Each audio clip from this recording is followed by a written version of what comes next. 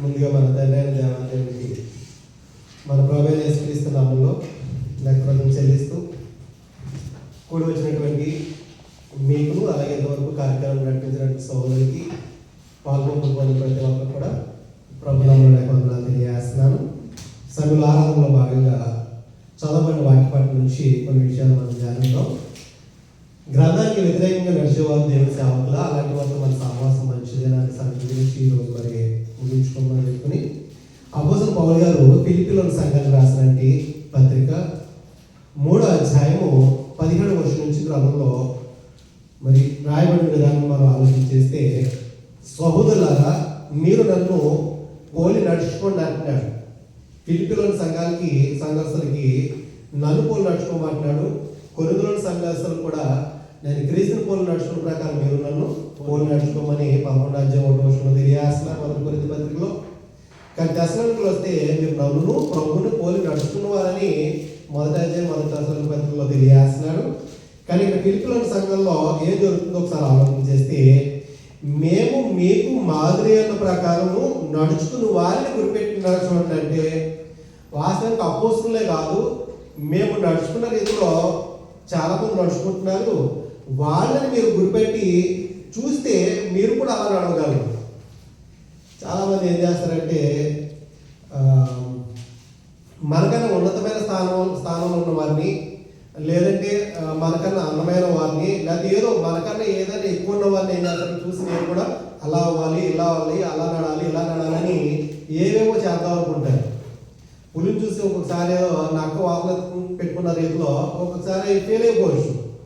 కానీ ఈ లోకంలో దేన్ని మాదిరి పెట్టుకున్నా అది నాశనానికి పోతుంది. కానీ యేసుక్రీస్తు వారిని వారు మాదిరి పెట్టుకుని నడుచుకున్న వాళ్ళు వారు పరలోకానికి సంబంధించిన వారుగా మనకు కనిపిస్తున్నారు పరసంబంధులుగా, అంటే పరలోక రాజ్య నివాసులుగా. కాబట్టి అలాంటి వారిని చూసి అదే మాదిరిలో నడుస్తున్న వారు చాలా మంది ఉన్నారు. అలాంటి వారిని మీరు కూడా గురిపెట్టి చూడండి. కానీ అనేకులట క్రీస్తు శిలువుకి శత్రువులుగా నడుచుకుంటున్నారట.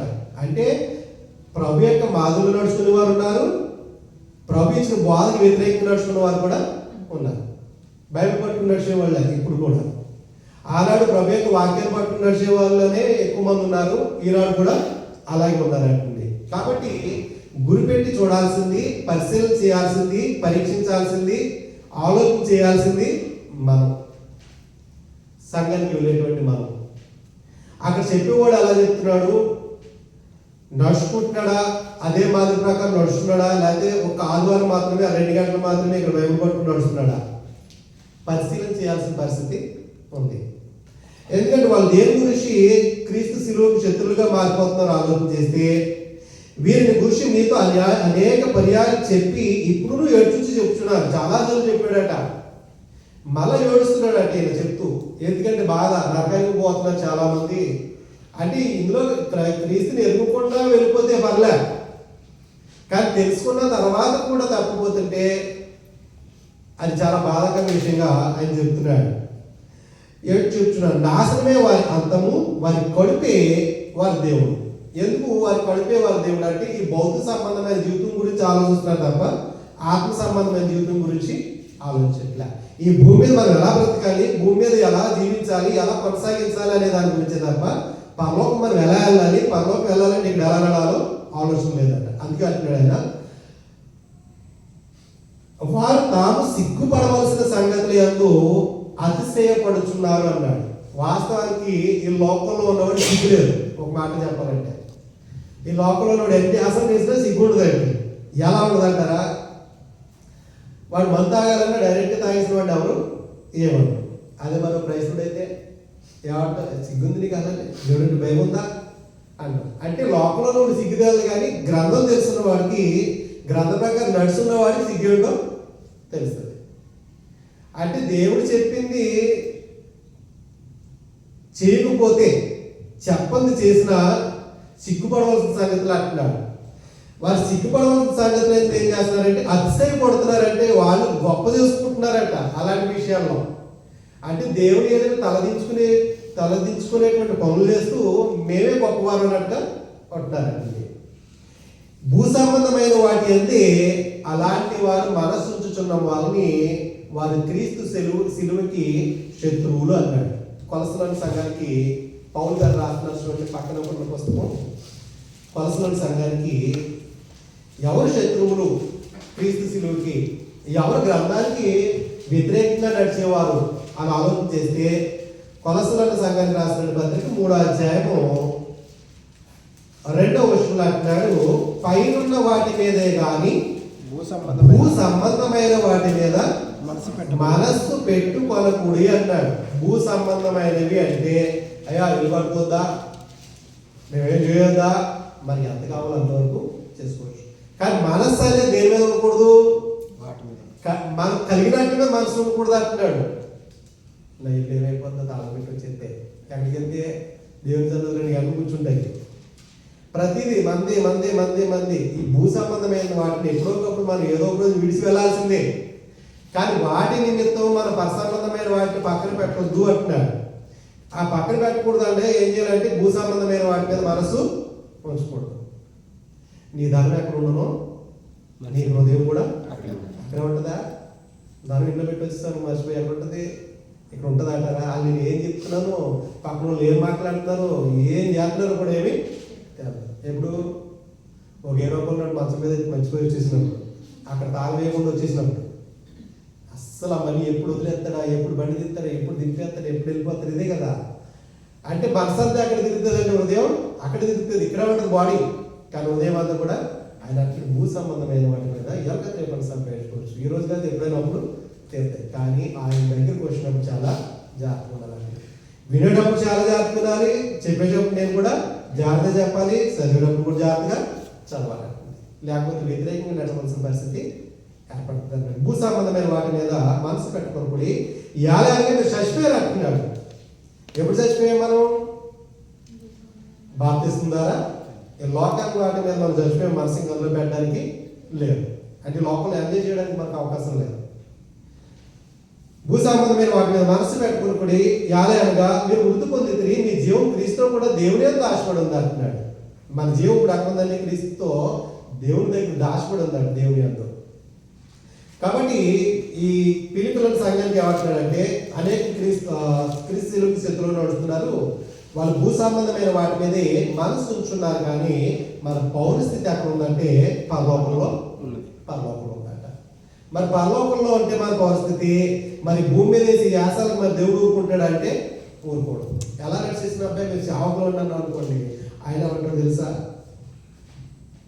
యెషయా గ్రంథంలో మన రెఫరెన్స్ చదువుకోలేదు కానీ మొన్న జస్ట్ మాట చెప్తున్నాను. యెషయా గ్రంథం 42వ అధ్యాయము 19వ వచనంలో నా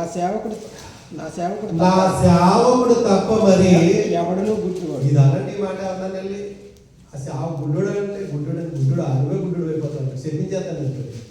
సేవకు గుడ్డోడు అంటే ఊరుకుంటాడు అంటే ఊరుకోడు.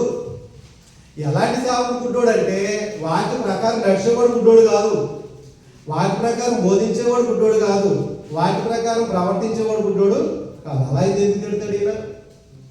వాక్య ప్రకారం ప్రవర్తించలేనటువంటి సేవకులు అంటున్నాడు. ఎవరు గుడ్డోళ్ళు అంటే వీళ్ళే గుడ్డోళ్ళు అంటారు. యేసుక్రీస్తు కూడా అన్నారు పరిసయ్యులను చూసి, మీరు మీ కళ్ళు లేకపోతే నిజంగా గుడ్డివారు అనుకుందాం, కానీ మీరు కళ్ళుండి కూడా చూడలేనటువంటి గుడ్డివాళ్ళు అన్నాడు.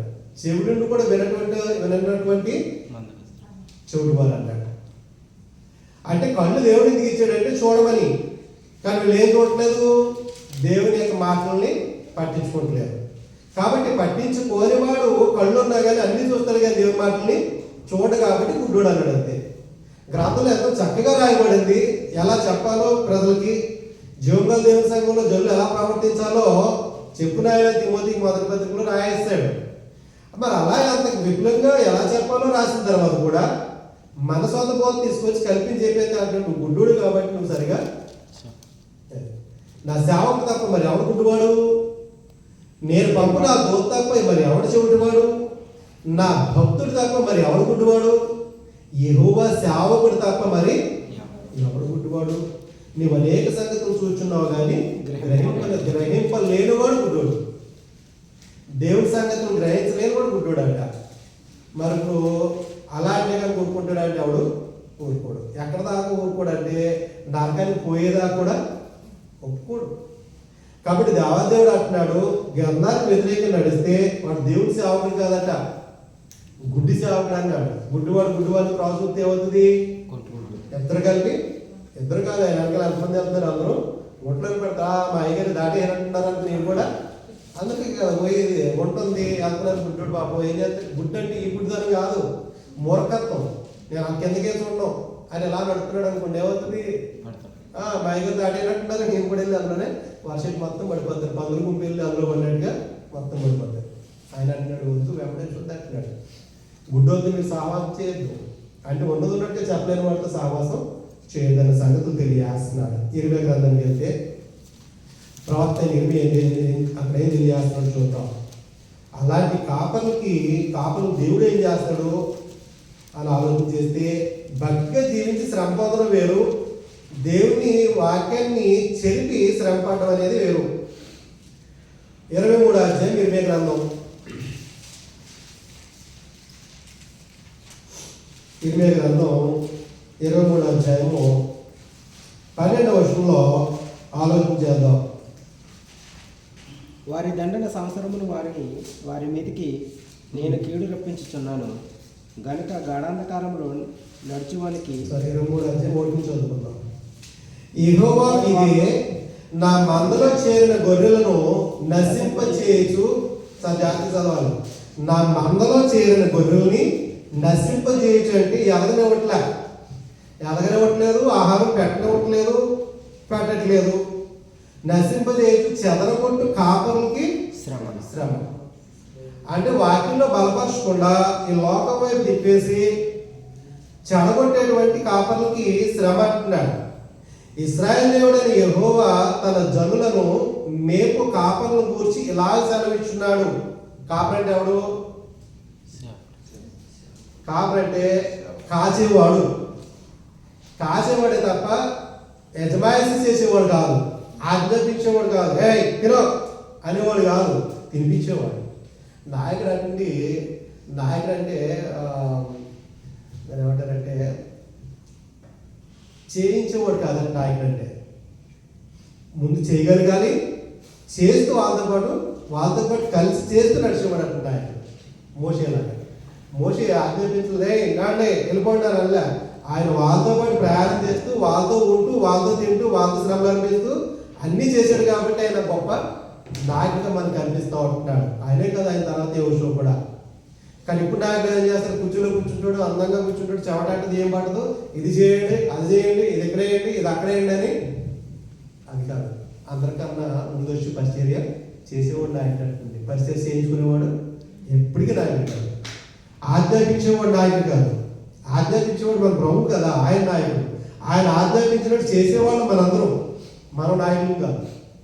మన నాయకులు ఎక్కువ అవుతామంటే వాళ్ళతో పాటు మనం కూడా పనులు చేయాలి, ఇన్వాల్వ్ అవ్వాలి. అందులో చెప్పేవాడు ఎప్పటికి కూడా నాయకుడు కాదండి. అని అంటున్నాడు. కాపల గురించి యెహోవా ఇలాగ సెలవిస్తున్నాడు, మీరు నా గొర్రెల గురించి విచారణ చేయక అన్నాడు. విచారణ ఏంటి?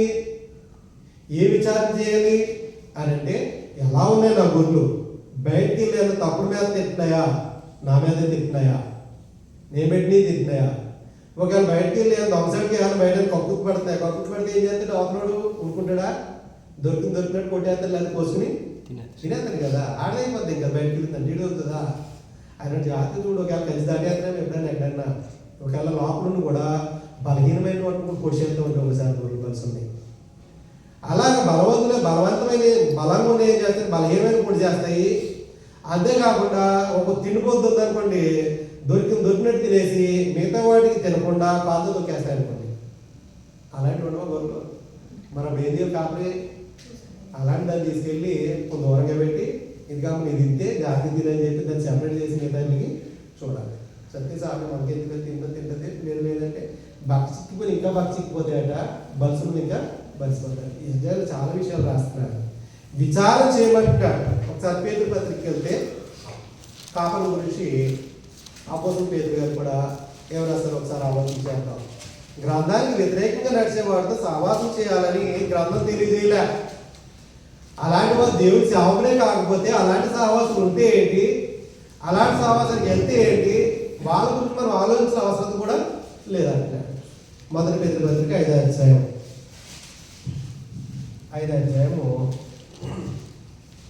2వ వచనం నుంచి ఆలోచన చేద్దాం.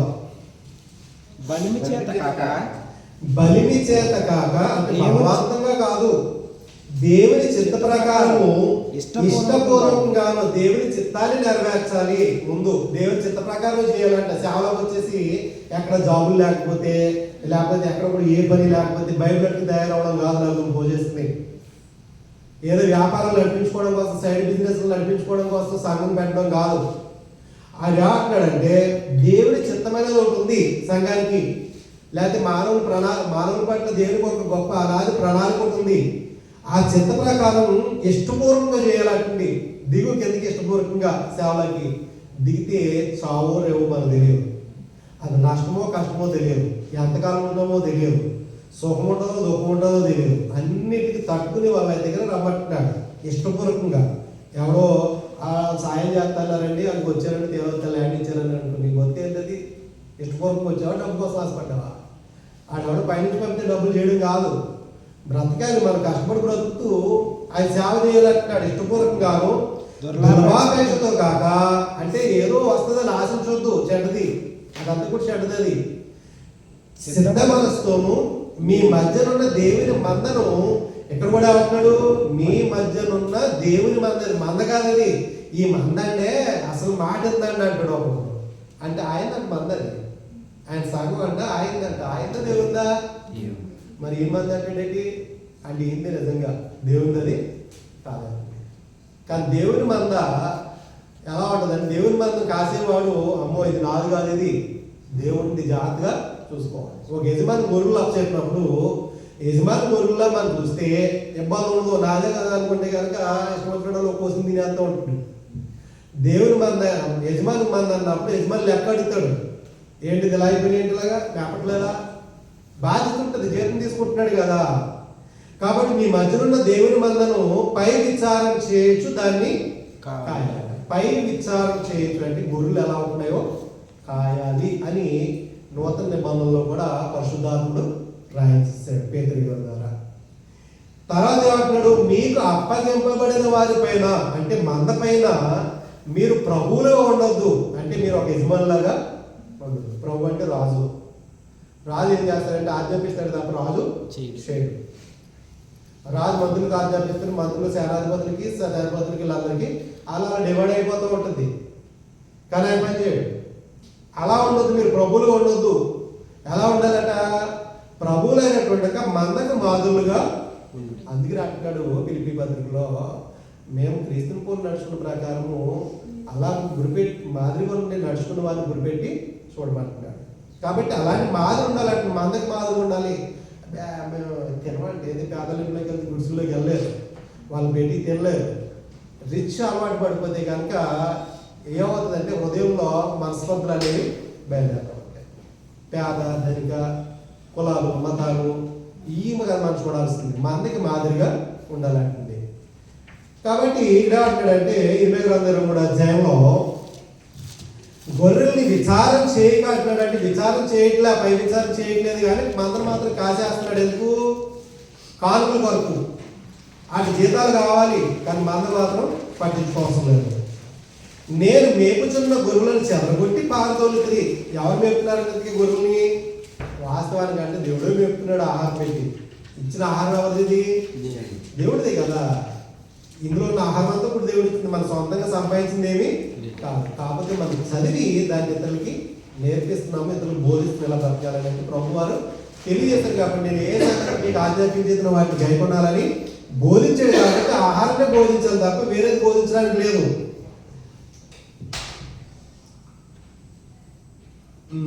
23వ అధ్యాయం వచ్చేద్దాం. పై విచారణ చేయక నేను మేపుచున్న గొర్రెలు చెదరగొట్టి పారదోలుతుంది. ఇదిగో మీ దుష్క్రియలను బట్టి మిమ్మును శిక్షింపబోతున్నాను. ఎవరు శిక్షిస్తాడట? ఎవరు శిక్షిస్తున్నాడు? మందన గొర్రెల కాపర్ల కాపర్లు శిక్షిస్తాడట. మరి గొర్రెలు ఏమైపోతుంది? ఇప్పుడు అతను ఫాలో అయిన గొర్రెలు ఏమైపోతాయి? నాశనానికి. వాళ్ళు కూడా శిక్షకి వెళ్ళిపోతారు.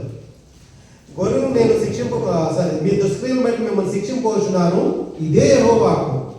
మరి నేను వాటిని తోలివేసిన దేశంలో నా గొర్రెలు శాసకులకు సమకూర్చి తమ దొడ్లకు వాటిని రప్పిస్తాను అంటున్నాడు. రప్పించేస్తారంట ఆయన మళ్ళా. కాబట్టి ఏమంటున్నాడంటే మళ్ళీ వాడు ఏమంటున్నాడంటే వాటిని నేనే తోలుకొస్తా. తోలుకొచ్చి మళ్ళీ అంటే యథార్థంగా బ్రతకాలనుకుని గొర్రెలు ఏం చేస్తాడంటే మళ్ళా తీసుకొచ్చి వాటి మీద యథార్థంగా బ్రతికి కాపాడిని పెడతాడండి. లాక్కెళ్ళిపోని. ఎందుకంటే ఇక్కడ ఏమంటే మత్తయి సువార్తలో 10వ అధ్యాయంలో కొంత దొంగలు వస్తూ ఉంటారు. దొంగలు వచ్చినప్పుడు ఏం చేస్తారు, కొన్ని గొర్రెల్ని దోచుకుపోతూ ఉంటారు. ఎందుకంటే కక్కుతు గుర్మికి బయటికి చూస్తూ ఉంటే ఎవడన్నా వస్తాడో ఎవరు పెడతాడేమో అని. అలా చూసిన గొర్రెలట ఇంక ఎత్తుకుపోతారని సంగతి రాస్తున్నాడు యేసుక్రీస్తు వారు. 10వ అధ్యాయము యోహాను సువార్త యోహాను సువార్త మత్తయి సువార్త అన్నాడా? యోహాను సువార్త 10వ అధ్యాయం 10వ అధ్యాయము 8వ వచనం. గొర్రెలకు ద్వారం నేనే, నాకు ముందు వచ్చిన వారందరూ దొంగలే. అట్లా ఆయన అంటున్నాడు ప్రభు వారు. అలా దొంగలయ్యారంటే దోచుకునేవారంట. వాళ్ళందరూ పరిశీలన చేస్తే దోచుకోలేదా? వాళ్ళు బోధిస్తారే కానీ వాళ్ళు చెప్పిన వెళ్తూ కూడా బోధిసక్యం కానీ భారం పెడతారు కానీ వాళ్ళు చెప్పిన వెళ్తూ కూడా ఏం పోయలేరు. వాళ్ళు బోధిస్తారే కానీ బ్రాహ్మణ ప్రకారం నడవాలన్నాడు. దొంగలు అందరూ అంటే అందరూ అంటే పరిశీలందరూ దొంగలని కాదు, పరిశీలలో కూడా దొంగలు ఉన్నారు, శాస్త్రంలో దొంగలు ఉన్నారు, సద్దుపేలో దొంగలు ఉన్నారు. అంటే వాక్యానికి విరుద్ధంగా నడిచిన ప్రతి ఒక్కరు కూడా దొంగే. వాక్యానికి విరోధంగా సంపాదించిన ప్రతి ఒక్కరు కూడా దొంగే. కాబట్టి ఏమంటున్నాడంటే నాకన్నా ముందుకు వచ్చిన వాళ్ళు అందరూ కూడా దొంగలు దోచుకున్న వారే ఉన్నారు. గొర్రెలు వారి స్వరం వినలేదు. నేనే ద్వారమును, నా ద్వారా ఎవడైనా లోపల ప్రవేశించిన వాడు రక్షింపబడిన వాడే లోపలికి పోచు బయటికి వచ్చుచు మేత మేయచు నుండును అంటాడు. ఒకరు నిజంగా ప్రభు యొక్క బోధ వింటే బయట ప్రపంచంలో ఎక్కడెక్కడికి వెళ్ళా ఇదే బోధలోనే ఉంటాడు. దొంగతనాన్ని హత్యను నాశనం చేయటం వచ్చిన కానీ మరి దేనికి రాడు. కానీ గొర్రెలకు జీవం కలుగుటకు అది సమృద్ధిగా కలగడానికి నేను వచ్చాను అని చెప్తున్నాను. 12వ వచనంలో జీతగాడు గొర్రెల కాపరి కాడు గనుక గొర్రెలు తనవి కానందున తోడేలు వచ్చి చూసి గొర్రెలను విడిచిపెట్టి పారిపోతాడు. తోడేలు ఆ గొర్రెలు పట్టి ఎన్ని సంఘాలు అలా భ్రష్టతలకి సంఘాలు పాస్టర్ మార్పుతూ ఉంటుంది. కారణం ఏంటి? ఆయన నచ్చినట్టు చెప్పట్లేదు వీళ్ళు, లేదా ఆయన ఏదో దోసుకున్న వాళ్ళు అంటే తీసేసి మళ్ళీ ఇంకొకరిని అంటే వాక్య ప్రకారం వాళ్ళు నడవకపోతే, విన్నవాడిని అడగకపోయినా బోధించేవాడిని అడగకపోయినా సంఘటన కూడా నిలబడదు. ఎవడో ఒకరు దోసుకునేవారు వాళ్ళని దోసుకోవాలి. ఎంత దురజీవులు కలిగిన వారే కల్పనాకాలం వైపు తిరిగాలని వస్తుంది అంటున్నాడు.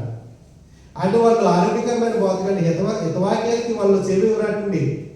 వాళ్ళకి ఎప్పుడు ఏం కావాలంటే సెలబ్రిటీలు చెప్తారు కదా, ఈ పెద్ద పెద్ద స్టేజ్లు ఎక్కేసి ఎప్పుడు కుటుంబంలో ఇవి చెప్తుంది తప్ప కుటుంబాన్ని ఎలా కట్టుకోవాలో చెప్పరు, భర్తతో భార్య ఎలా కాపురం చేయాలో చెప్పరు, ఎలా చేస్తే వాళ్ళ జీవితం ఎలా ఉంది, ఆ బ్రాహ్మణ సారాలు లేదు విడిపోతే ఎలా ఉంది, వ్యతిరేకంగా ఉంటే పేరు పేరు చెప్పాలి కదా. చెప్పరా చెప్తే మరి అర్థమైంది అక్కడికి.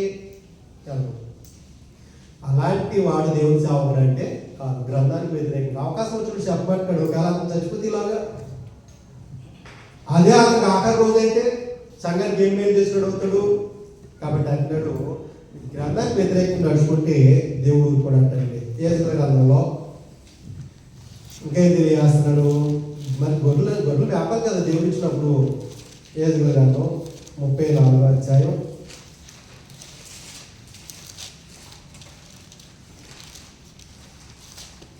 34వ అధ్యాయం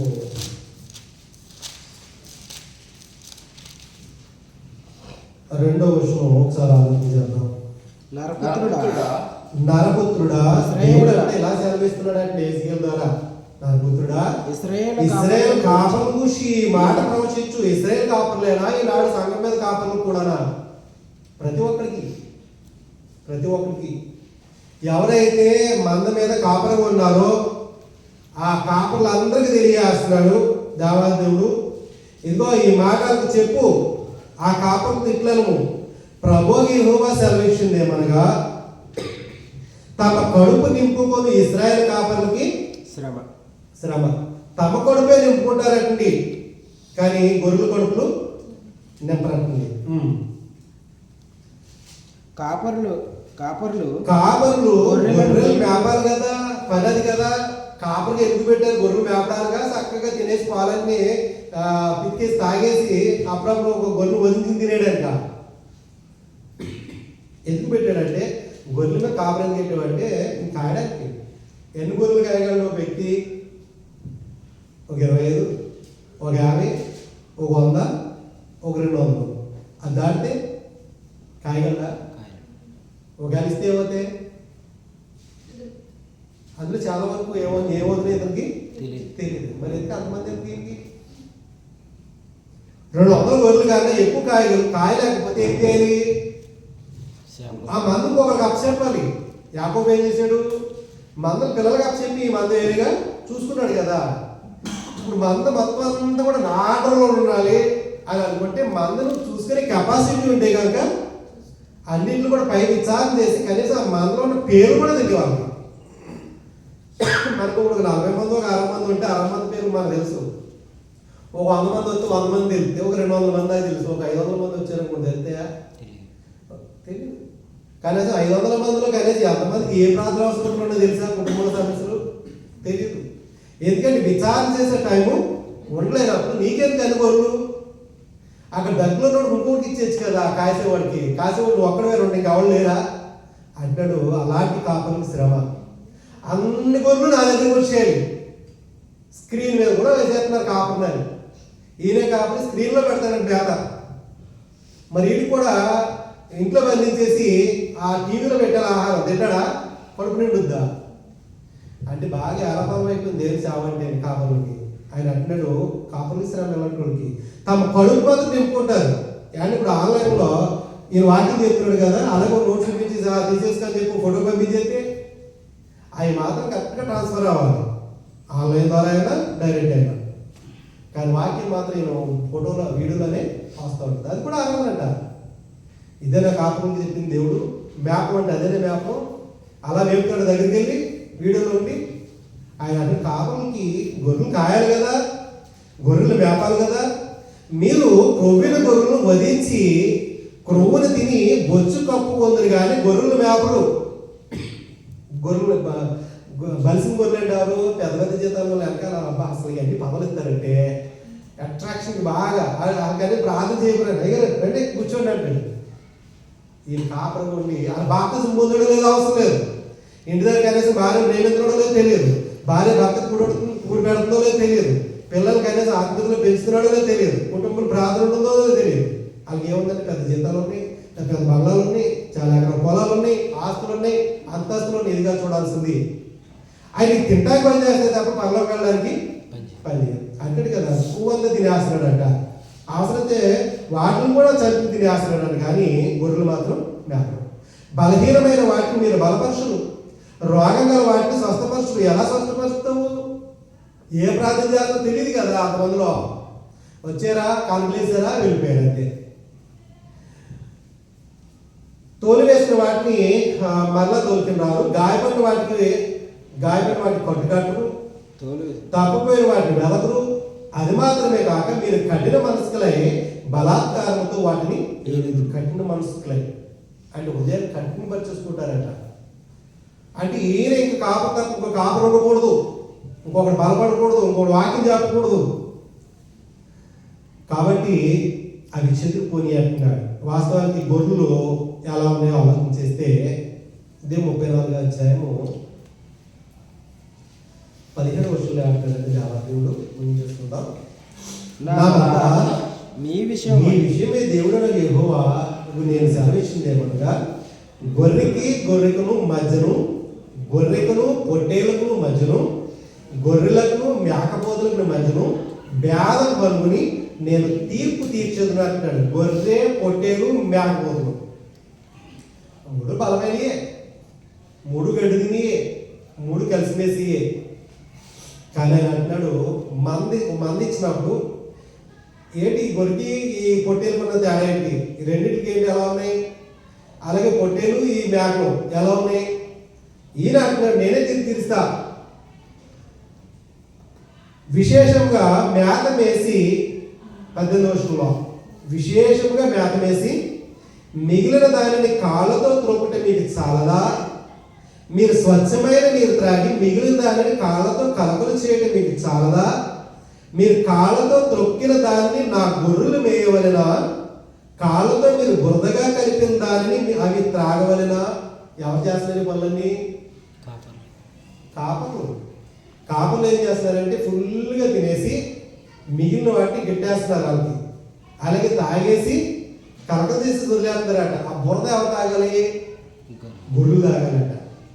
ఒకప్పుడు మేము ఒక సంఘంలో వెళ్ళినప్పుడు అంట అనాథపిల్లలు ఆశ్రయం పెట్టామంటే ఆ మహానుభావుడికి డబ్బులు ఇచ్చారు, గిఫ్ట్లు ఇచ్చి పిల్లలకి పంపితే ఆ గిఫ్ట్లన్నీ నేనేమో పిల్లలకి గుల్లలేమో వాళ్ళకి ఇష్యూ అంటే ఇవన్నీ బలుసున్నవాడు ఇది ఏం చేస్తున్నాడంటే అన్నీ మంచి నేను తీసేసుకుని పనికిరాని అన్ని అది అవకాశం పంపించారు. ఈయన కొనుక్కున్నాడు. అయ్యి ఈయన కొనుక్కునే కాదు, ఈయన పిల్లలకి ఇచ్చినవి కాదు, అవి ఎవరికి ఇచ్చి పాపం దిక్కులేని పిల్లలు ఉన్నారు కదా వాళ్ళకి ఇంటికి వెళ్ళి ఇస్తాడేమో, మరి ఆ పేరు మీద కదా సంపాదించుకుంటుంటే ఇక్కడ ఇస్తాడేమో ఇస్తే వాళ్ళకంటే అట్లు ఇస్తే పాపం అట్లతో అడుగునేవారు. ఒకసారి అడిగితే అన్నారు మాకు ఇస్తే అట్లు ఇస్తారు, అయ్యా పోతే వాళ్ళు ఆడుకుని పోతే అవి ఇస్తారంటండి. మరి అలాంటి కాపుల్లో దేవుడి సేవకులా, అలాంటి కాపులతో సావాసం మంచిదా? అందుకు వదిలేసాం. ఆయన అంటున్నాడు మీరేమో తాగేస్తున్నారు, తినేస్తున్నారు. ఎక్కడి నుంచి వస్తుంది ఇదంతా? నువ్వు సంపాదించింది కాదు, అది దేవుడు ఇచ్చింది. ఏం చేస్తుంది? బలిసిపోయి తినేస్తున్నావు, మిగిలింది వాళ్ళకి చేస్తున్నావు, తాగేస్తున్నావు, మిగిలింది కలకలు చేసేసి నా గొర్రెలు తాగల, నా గొర్రెలకు విషయం ఇదా. కాబట్టి ప్రభువైన యెహోవా ఈ మాట సెలవిస్తున్నాడు, ఇదిగో నేనే ప్రభువైన గొర్రెలకు చిక్కుపోయిన గొర్రెలకు మధ్య బేరం కనుక్కుని తీర్పు తీరుస్తాను అంటున్నాడు. తీర్పు తీస్తాడు అంటుంది. కాబట్టి గ్రంథానికి వ్యతిరేకంగా ఎవడు కూడా పని చేయలేడు. పని చేసాడంటే దేవుడి సేవకుడైతే కాదు, అపవాదికి సేవకుడై ఉండాలి. అపవాది సేవకుడు ఉన్న వాళ్ళు లోపల అనేక మంది ఉన్నారు. వాళ్ళు ఆలోచించుకుని నడిచేవాళ్ళు, వాళ్ళ పనులు మారు, పవిత్రత పరిశుద్ధతకి చోటే ఉండదు సంఘంలో. అసలు సంఘం అంటే ఆరాధన అంటే పరిశుద్ధత కలిసి చేసుకునేది, పరిశుద్ధంగా ఉండి చేసుకునేది. వారంతా కూడా మనిషి చూసినట్టు తిరిగేసి ఆరాధన వచ్చినప్పుడు పరిశుద్ధులుగా వచ్చి ఆరాధనలో పాల్గొనరు పొంది శిక్షకు పోతున్నా అంటున్నాడు. అయోగ్యులు కదా. మరి అలాంటి సంఘాల్లో దేవుడు ఆరాధన పడతాడంటే ఆరాధన పడు. ఏదో వెళ్ళాం వచ్చాం వాక్యం సాక్ష్యాలు చెప్పేసుకుని ఒక 20-30 పాటలు పాడేసుకుని ఏ చేసేసుకుని వాక్యాన్ని 10 నిమిషాలు చోటించి ముగించేస్తే ఆరాధన అయిపోతుందంటే ఏమి అర్థమవుతుంది? వాళ్ళకి పాటలు ఏమన్నా వాళ్ళకి ఏమన్నా బుద్ధి నేర్పుద్దాం. అది గజ్జల సౌండ్లో పెట్టేస్తారు ఫుల్గా, పాట కూడా అర్థం కాని మరి ఏమన్నా పాటలు అందరూ పాడతారండి, అది కూడా ఉంటుంది. ఓ గ్రూప్ పెడతారు కదా ఎవరా వీళ్ళు పాడతారు అంతే, మిగతా చప్పట్లు కూడా ఏం కానీ అదేనా దేవుడు కోరుకున్నది. కాబట్టి ఆయన అంటున్నాడు క్రీస్తు శిలువుకి శత్రువులు అనేక మంది నడుచుకుంటున్నారు, ఎందుకంటే వాడు తరపే వారి దేవుడు అంట. ఆయన కాదు దేవుడు వాళ్ళకి. మన పొడుపు నిండిందా, మన బ్యాగ్ ఉందా, బాగుందా, మన బ్యాగ్ వ్యాల్యూ బాగుందా, మన వెనకాలన్నీ బాగున్నాయా, నేను నా పిల్లల తరగతి పిల్లలు కూడా వెళ్ళిపోద్దా, ఇది ఆలోచన కలుగుంటే ఏదో దేవుడు తీసేస్తానంటున్నాడు. కాబట్టి కాపులు ఉన్న వాళ్ళు చాలా జాగ్రత్తగా ఉండాలంటున్నాడు. కాబట్టి ఆ పేతురు పత్రికలో ఇందాక మనం చదువుకున్నది ఒకసారి కంటిన్యూ చేద్దాం. మొదటి పేతురు పత్రిక 4-5 అధ్యాయము 3వ వచనంలో మీకు అప్పగింపబడిన వారిపైన ప్రభువులైనట్టుండగా మందకు మాదిరిగా ఉండండి. మందకు మాదిరిగా ఉంటే ప్రధాన కాపులు ప్రత్యక్షమైనప్పుడు మీరు వాడవారిని మహిమా కిరీటం పొందుకుంటారంటున్నాడు. మీరు వాడవారిని మహిమా కిరీటం పొందుదురు. వాడవారిని మహిమా కిరీటం ఉంది. ఆయన ఇచ్చిన గొర్రెలు జాగ్రత్తగా కాస్తాయి. ఎంతమంది ఉన్నారన్నది అవసరం లేదండి. 10 మంది ఉన్నారా, 20 మంది ఉన్నారా, 30 మంది ఉన్నారా, 50 మంది ఉన్నారా, కానీ వీళ్ళందరూ జాగ్రత్తగా కాస్తున్నావో లేదో జాగ్రత్త చూసుకోమంటున్నాడు దేవుడు. కాబట్టి అటువంటి దొంగలు ఇస్తే వాళ్ళు కూడా మళ్ళీ దేవుడు విరోధులు అంటున్నాడు. ఒక గొర్రెలను ఇంకొకటి దొంగిలించిన ఇర్మియా గ్రంథం అనుకుంటా, ఇర్మియా గ్రంథం 23వ అధ్యాయము, ఇర్మియా గ్రంథం 23వ అధ్యాయము 30వ వచనం. కాబట్టి తమ జతవాని ఎదుటి నుండి నా మాటలను దొంగిలించు ప్రవక్తలకు నేను విరోధిని. ఇదే యెహోవా వాక్కు. స్వేచ్ఛగా నాలుకలు నాడించుకొనుచు దేవోక్తులను ప్రకటించు ప్రవక్తలను నేను విరోధిని. తమ జతవాని యొద్ద నుండి నా మాటలు దొంగిలించు ప్రవక్తలు నేను విరోధిని. తమ జతవాని యొద్ద నుంచి దేవుడు చెప్తున్నాడు కదా ఏం చెప్పాలి. ఆ కాలంలో దేవుడు ఏం చెప్పాలో చెప్పించుకుంటున్నాడు. అంతేకాదు స్వేచ్ఛగా మనం నాలుగు ఆడించడానికి దేవుడు అవకాశం ఇవ్వలేదు. నాలుగు స్వేచ్ఛ లేదు. దేవుడు ఏం చెప్తే మాట్లాడాలి. స్వేచ్ఛగా ఆడిస్తే వాళ్ళకి విరోధులు అంటున్నాడు. మాయా స్వప్నములను ప్రకటించి వాటిని చెప్పుచు అబద్ధముల చేతను మాయా ప్రగల్భముల చేతను నా ప్రజలను దారి తొలగించు వారికి నేను విరోధులై ఉన్నాను అంటున్నాడు. ఇదే యెహోవాకు నేను వారిని పంపలేదు, వారికి ఆజ్ఞ కూడా ఇవ్వలేదు. ఆ కాలంలో దేవుడు పంపకపోయినా, దేవుడిది చెప్పని ఆజ్ఞ ఇవ్వకపోయినా వాళ్ళే వెళ్ళి దేవుడికి ఇలా చెప్తున్నాడని చెప్పేవారంట. వాళ్ళే వెళ్ళి ఇదిగో దేవుడు ఇలా చెప్పాలని ప్రకటించేసేవారంట. మరి అలాంటి వారికి దేవుడు విరోధి కదా. ఈనాడు ఏమీ లేకపోయినా ప్రకటించేసే వాళ్ళు ఎంతమంది ఉన్నారు. ప్రవచన వరం కలిగినారంట. ప్రవచన వరం అంటుంది. ఏం ప్రవచనతో వెళ్ళి వాళ్ళ దగ్గర ప్రవచన వరం ఉందట. వీళ్ళకి ఏ జరగబోతే చెప్పేస్తారట. ఏం చెప్తారు వాళ్ళు? ఎక్కడో ఏదో అంటే బాంబు వేస్తారట, లేకపోతే ఎక్కడో వాడు మునిగిపోతుంది అంటాడు, లేకపోతే ఎక్కడో వరద వస్తుంది అంటాడు. ప్రపంచంలో ఎక్కడ రాదా? అయ్యో మా పాస్టర్ గారు అప్పుడు చెప్పేశారు, ఇదిగో అక్కడ వరద వచ్చింది అంటాడు. ఎక్కడది జ్యోతిష్కం కదా అది. అది ఏమవుతుందండి, ఏదో ఎక్కడ లాటరీ పట్టింది, ఎక్కడ జరుగుతుంది ఎప్పటికప్పుడు. కానీ అది ఏ దేశంలో జరుగుతుంది, ఎప్పుడు జరుగుతుంది, అది ఎందుకు జరుగుతుందో చెప్పాలని ప్రవచనం. అలా చెప్తాడా? అప్పుడు వాళ్ళు ఎలక్ట్ అవుతారు కదా, నినివే పట్టణంలో ఎలక్ట్ అవుతారు కదా. వాళ్ళు చేసే పాపాల నిమిత్తమైతే కనుక వాళ్ళు మార్చుకుంటారు హృదయం. అంతే తప్ప జనాలు తప్పుదో పట్టించడానికి ఇంకేళ్ళ దగ్గరికి వెళ్ళడానికి ప్రవచనవరం కలిగిన వాళ్ళని. ఏమని ప్రవచనవరం? వీళ్ళందరూ కూడా అబద్ధీయులు కదా ప్రవచనవరం కలిగిన వాళ్ళందరూ.